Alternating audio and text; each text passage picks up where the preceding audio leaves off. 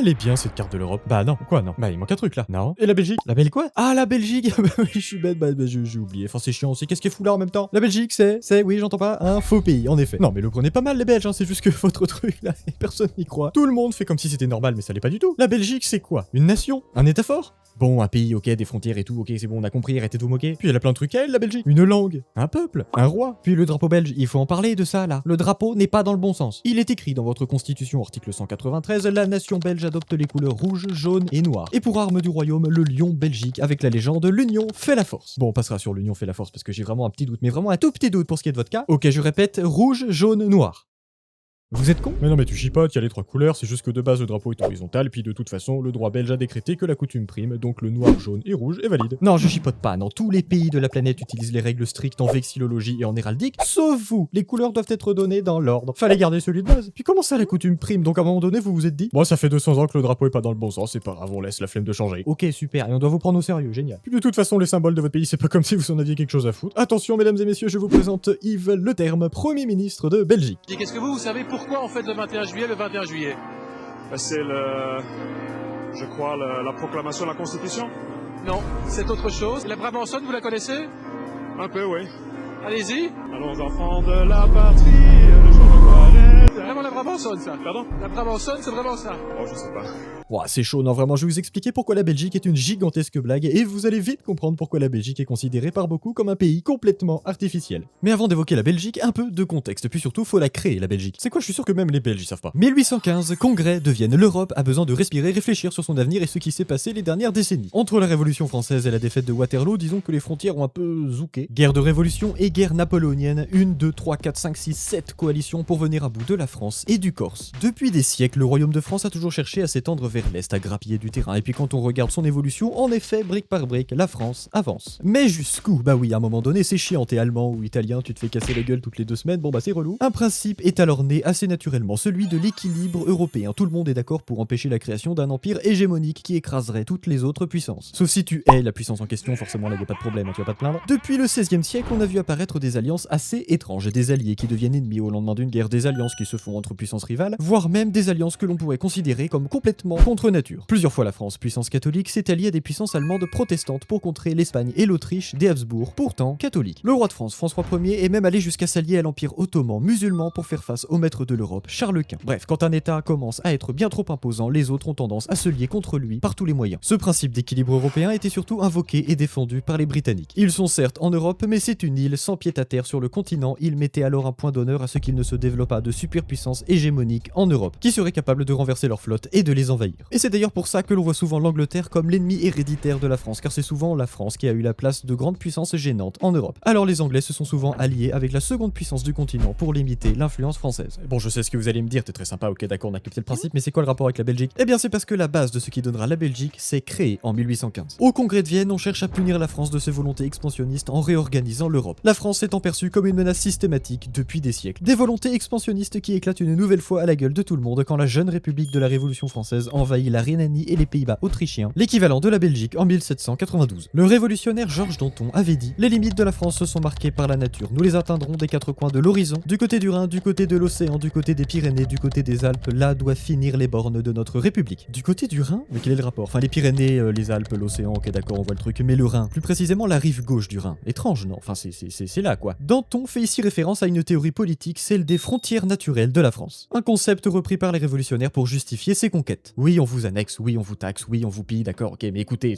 César nous l'a promis il y a 2000 ans. Cette théorie trouve en effet son origine à l'Antiquité. Avant la guerre des Gaules et ses conquêtes, César aurait défini la carte de la Gaule à peu près comme ça. Et qu'est-ce qu'on voit à droite? La frontière va jusqu'au Rhin, ainsi que la Gaule Belgique.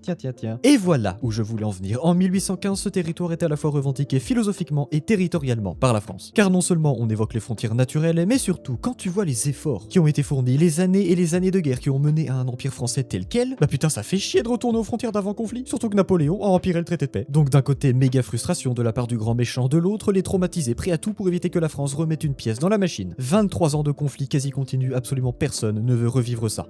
Lors du congrès de Vienne, on décide alors de créer un état tampon, faire des Pays-Bas autrichiens une partie intégrante du royaume des Provinces-Unies, sous la tutelle de leur nouveau roi Guillaume Ier, roi des Pays-Bas et grand-duc de Luxembourg, formant alors le Royaume-Uni des Pays-Bas. Mais pourquoi il nous parle des Provinces-Unies et des Pays-Bas autrichiens? Quel est le rapport avec la Belgique? Ça appartient à l'Autriche ce truc là? Ouais, je comprends, c'est compliqué, c'est quoi, viens on fait un retour en arrière de 2000 ans, t'inquiète, ça va être rapide, et que vous puissiez comprendre à quel point ce territoire n'a jamais pu décider de son avenir. La Belgique a eu tellement de locataires sans Airbnb, le bordel. Tout commence avec la Gaule belgique, Rome, simple, efficace, clair, pas de problème. Ensuite, arrivée des Francs, suivi de l'Empire carolingien et de Charlemagne. L'Empire est ensuite découpé en trois, chiant, un bout dans la Francie occidentale, l'autre dans la Lotharingie, puis dans le Saint-Empire. On continue durant le Moyen-Âge, c'est une mosaïque de petites principautés indépendantes qui passent leur temps à se foutre sur la gueule d'ailleurs, mais bon, c'est pas le sujet. Arrivée des Bourguignons, les ducs de Bourgogne, absolument pétés de thunes, achètent et conquièrent petit à petit tous les comtés et duchés de la zone et unifient le territoire pour la première fois. On appelle alors ce territoire les Pays-Bas bourguignons. Le territoire passe ensuite sous le contrôle de la maison des Habsbourg, devenant les Pays-Bas des Habsbourg lors de la séparation de l'empire de Charles Quint. On parle alors des Pays-Bas espagnols. Il faut quand même noter que Charles Quint, le Charles Quint, roi d'Espagne du Nouveau Monde, empereur du Saint-Empire, duc de tout, il est roi de tout le mec, et bah le gars est né à Gand. Voilà, palmarès de la Belgique, Eden Hazard, Charles Quint et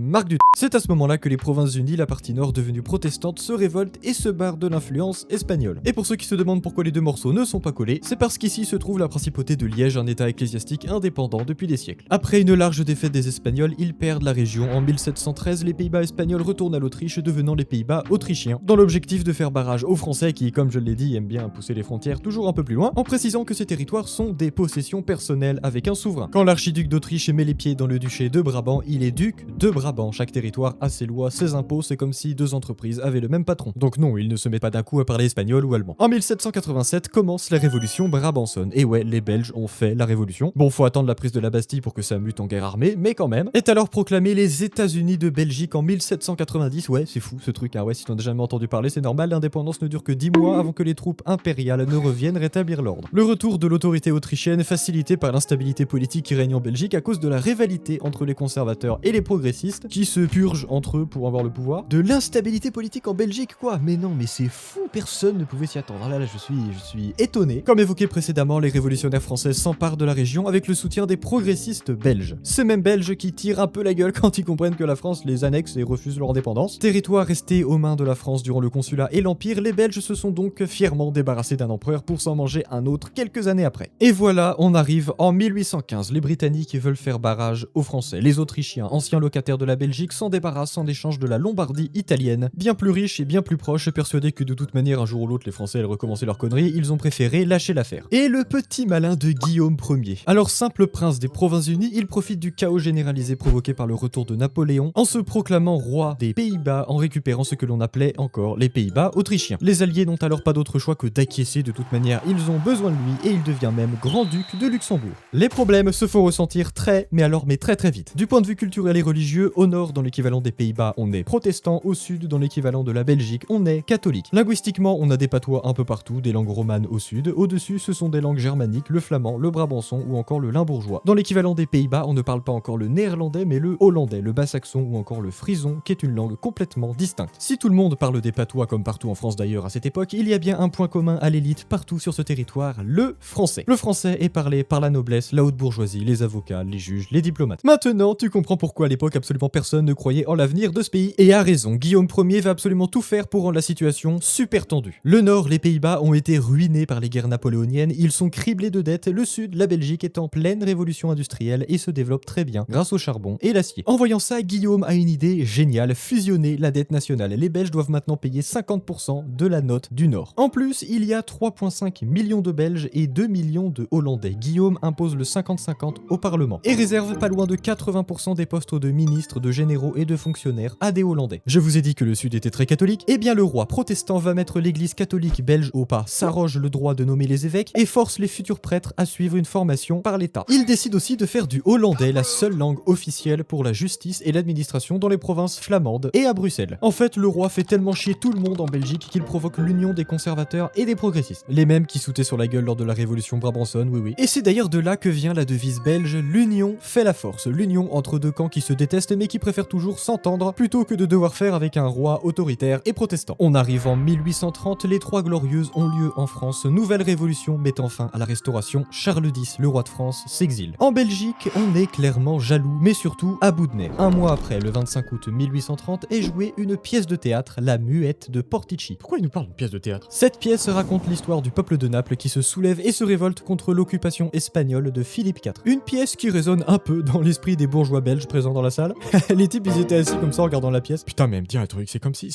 L'histoire me parle, c'est comme si je vivais la chose. T'y ajoutes un chant patriotique histoire de bien stimuler et hop, toute la salle devient folle. Ça hurle dans tous les coins, les spectateurs quittent la salle et envahissent les rues. La foule est rejointe par les ouvriers, marquant ainsi le début de la révolution belge. Le roi perd peu à peu le contrôle de la situation, les troupes hollandaises sont repoussées vers le nord. La révolution belge a commencé avec une pièce de théâtre. Ouais, tu vois, même ça c'est pas sexy. Un meurtre, une attaque, une guerre, tu vois, un truc qui fait de l'effet quoi, une pièce de théâtre, ok, bon d'accord. Un gouvernement indépendant est alors formé et l'indépendance de la Belgique est proclamée le 4 octobre 1830. Si leur indépendance est acceptée à l'international, on leur fait vite comprendre qu'il va leur falloir trouver un roi. Les républiques n'ont pas bonne réputation depuis la Révolution française. Ok, bon bah on va sur LinkedIn, on fait une offre, CDI, nouveau royaume, cherche roi, urgent. Le 3 février 1831 est alors choisi Louis d'Orléans, duc de Nemours, second fils du roi des Français, Louis-Philippe Ier. Le Royaume-Uni explose. Ah bah à la base la Belgique existe pour faire barrage à la France, et là il nomme un prince français qui plus est le fils du roi comme chef d'état. Les Britanniques menacent immédiatement de déclarer la guerre, pour eux cela revenait à faire de la Belgique une région française. Surtout qu'en France, le tout nouveau roi Louis-Philippe Ier a pas très envie de se mettre à dos toute l'Europe, il refuse alors le couronnement de son propre fils. Louis d'Orléans s'est fait recaler par son père. Les Belges se reportent sur Léopold de Saxe-Cobourg-Saalfeld, un prince allemand protestant sur un pays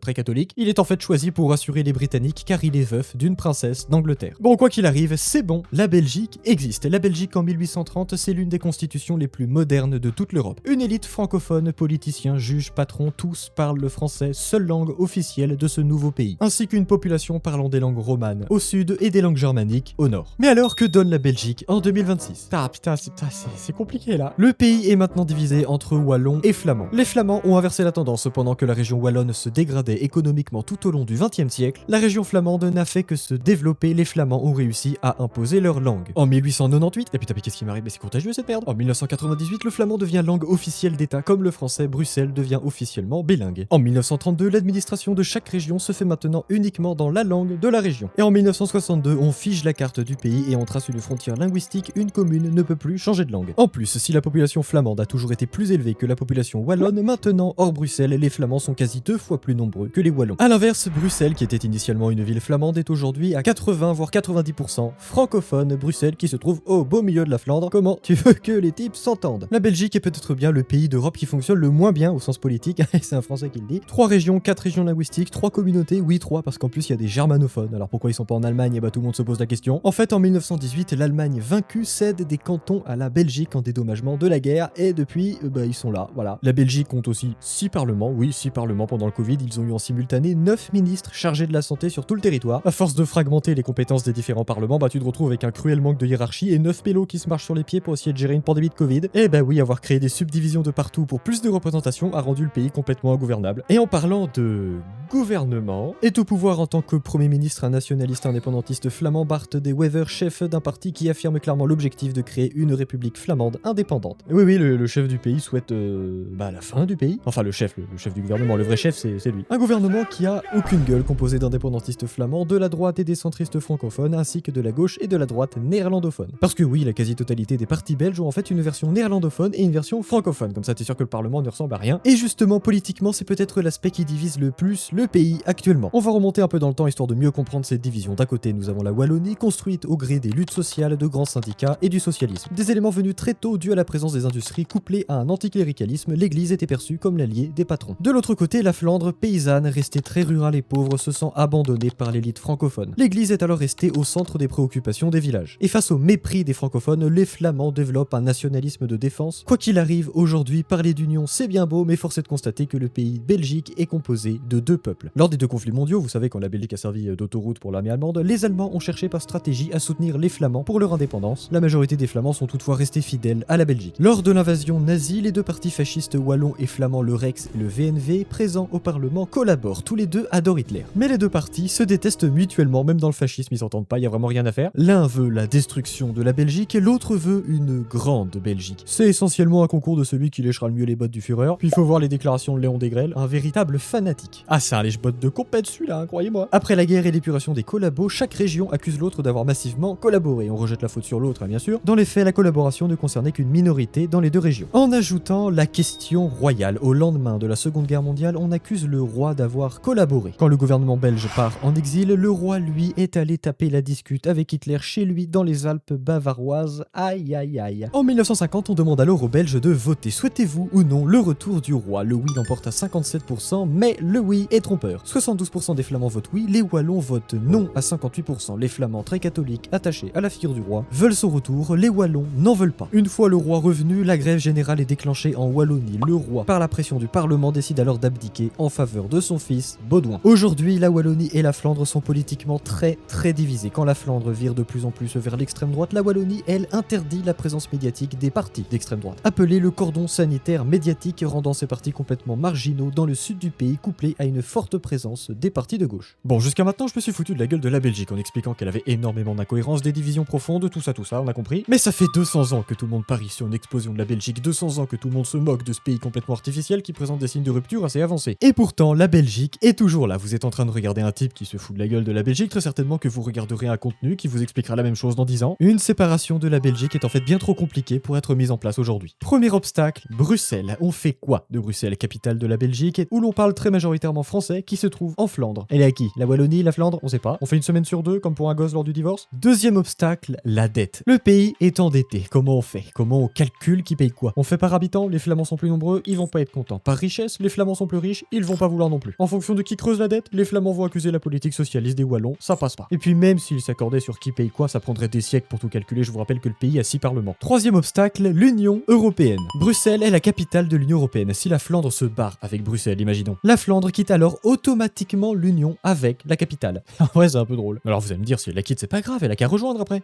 Pas sûr, il faudrait l'accord de tous les membres. Et est-ce que vous pensez que l'Espagne, qui a des petits soucis avec les indépendantistes catalans, dirait oui? Ce serait légitimer une indépendance, mine de rien. Puis que dirait la France? Je pense que les Corses regarderaient très attentivement la position de la France sur le sujet. Ce serait étrange de féliciter l'indépendance d'une région quand tu sais que chez toi, tes régions hurlent pour plus d'autonomie depuis des décennies. Et puis, dernier aspect et pas des moindres, la flemme. En fait, les Belges ne souhaitent pas tant que ça la fin de la Belgique. C'est sans doute grâce à la stratégie du compromis à la belge avec ses réformes institutionnelles qui a permis au pays de tenir. Mais pour combien de temps?